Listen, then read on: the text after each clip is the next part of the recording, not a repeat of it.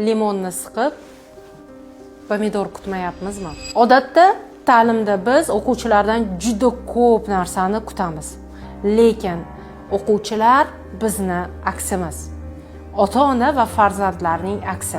Siz avval o'ylab ko'ring, o'quvchi farzandlaringizda xohlayotgan jihatlarni biz o'zimiz namuna qilib ko'rsatyapmizmi, yo'qmi?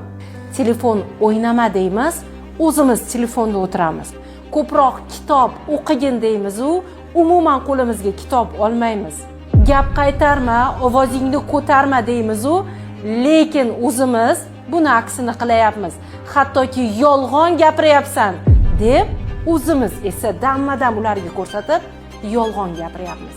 Demak, limonni siqib biz nima kutayapmiz? Biz esa limonni siqqanda limonni qabul qilib olamiz. Fikrlab ko'ring, bu juda ham muhim mavzu.